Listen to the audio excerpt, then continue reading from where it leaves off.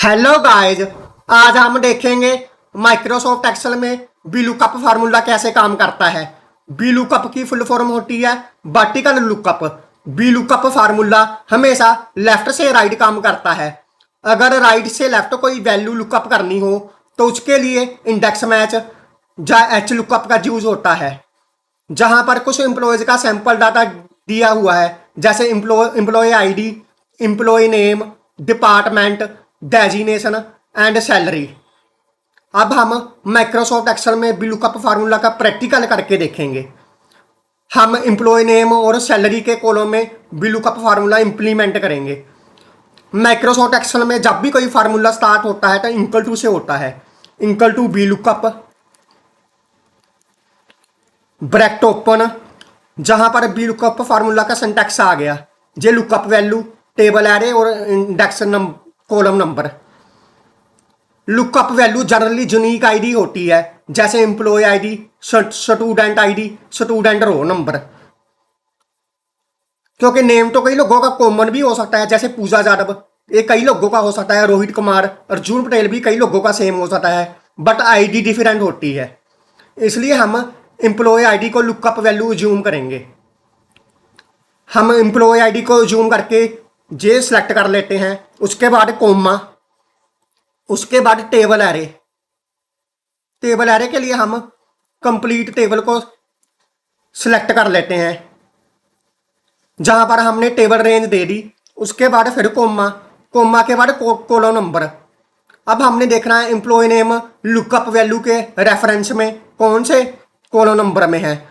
Lookup value by default column number 1 होती है। जैसे हमने एम्प्लॉय आईडी को लुकअप वैल्यू माना है तो जे कॉलम नंबर 1 होगी by default. Employee name column number 2 में है तो हम कॉलम नंबर 2 दे देते हैं।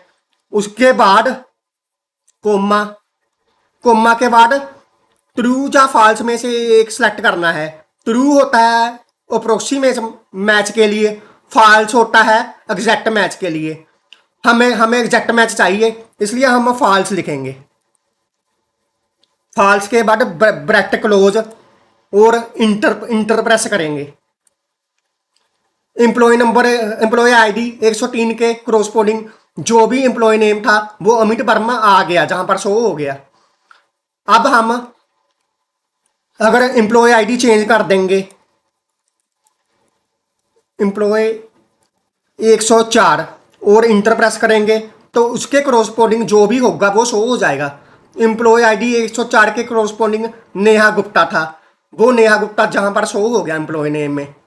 इसी तरह से हम अगर एम्प्लॉय आईडी दोबारा चेंज कर देंगे और इंटर प्रेस करेंगे तो उसके क्रॉसपोर्डिंग जो भी होगा वो शो हो जाएगा। जहां पर अंजलि जैन थी, एम्प्लॉय आईडी 110 के क्रॉसपोर्डिंग वो जहां पर शो हो गई। अब हम सैलरी के कॉलम में VLOOKUP फार्मूला इंप्लीमेंट करेंगे। Equal to VLOOKUP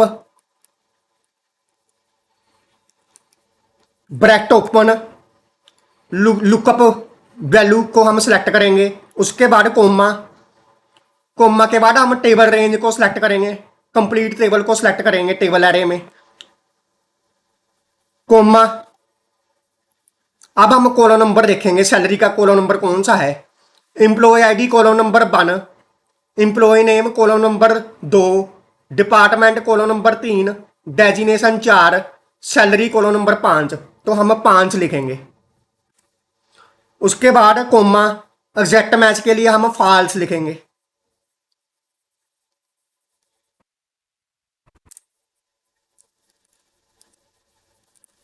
bracket close और इंटर प्रेस करेंगे। जहां पर एम्प्लॉय आईडी 110 के क्रॉसपोर्डिंग जो भी सैलरी थी वो शो हो गई। अगर हम एम्प्लॉय आईडी चेंज कर देंगे तो और इंटर प्रेस करेंगे तो इसके क्रॉसपोर्डिंग जो भी होगा वो शो होगा। जैसे एम्प्लॉय आईडी 160 के क्रॉसपोर्डिंग अर्जुन पटेल था और सैलरी 50,000 थी, वो जहां पर शो हो गई। इसी तरह हम एक बार फिर करके देखेंगे। हम एम्प्लॉय आईडी 105 कर देते हैं और इंटर प्रेस कर देते हैं।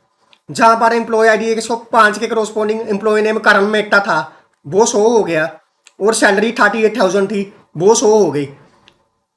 इसी इसी तरह माइक्रोसॉफ्ट एक्सेल में VLOOKUP फार्मूला इंप्लीमेंट होता है। बट VLOOKUP फार्मूला की एक लिमिटेशन है, यह हमेशा लेफ्ट से राइट वैल्यू लुकअप करता है। अगर हमें राइट से लेफ्ट कोई वैल्यू लुकअप करनी हो तो उसके लिए इंडेक्स मैच या HLOOKUP यूज होता है, क्योंकि जहां पर तो एम्प्लॉय आईडी स्टार्टिंग में डी हुई थी फर्स्ट कॉलम में, अगर एम्प्लॉय आईडी सेंटर में होती और इसके लेफ्ट में कोई वैल्यू लुकअप करनी होती तो VLOOKUP काम नहीं करता, वहां इंडेक्स मैच काम करेगा।